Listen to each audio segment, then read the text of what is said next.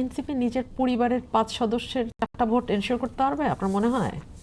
আচ্ছা যাক, ওই আলাপে ইলেকশনকে আনসার্টেন করা এবং এই সরকারের অধীনে নির্বাচন সুষ্ঠু হবে না, এই সরকারের সেই ক্যাপাসিটি নাই, এটা তো কেউ কেউ আপ্রাণ চাইছে প্রমাণ করতে, তাই না? কারণ তারা নির্বাচনটাকে ডিলে করতে চাইছে।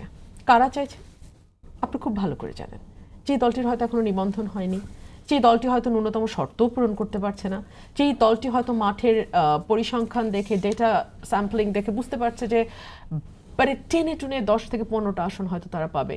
তারা কি সত্যিই চাইবে যে এত শান শওকত যেটা তারা গত 1 বছর ধরে ব্যবহার করছে সরকারের লেজে লেজে থেকে, সেই শান শওকত তারা হারিয়ে ফেলবে? এটা তো চাইবে না। ওরা চাইবে নির্বাচনটাকে যত বেশি পেছনে নেওয়া যায়। আমার প্রশ্ন হচ্ছে, যেই দলটি জানে এবং মাঠের পরিস্থিতিও তাই যে আজকে বাদে কালকে নির্বাচন হলে মানুষ চাক আর না চাক ব্রুট মেজরিটি নিয়ে বিএনপি পাওয়ারে যাবে। এনসিপি যে বলছে কমিশন নিরপেক্ষ না, এটা তো আমার বলা উচিত। Who is Hasnat Abdullah?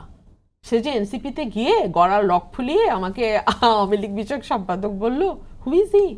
না, হু ইজ হি বলার আগে আপা এটাও ভাবতে হবে যে 5 আগস্টের আগেও সে হাসিনাকে ওইভাবে গলার রক ফুলিয়ে কথা বলেছিল। ওর পাশে আমি দাঁড়িয়েছিলাম বলে আপনি একটু আগে বলেছেন, অর্থাৎ বিএনপিও ছিল, বিএনপিও ছিল এবং সেও ছিল, মানে তাকে তো সম্মানটা দিয়ে বলতে হবে। মার খেয়ে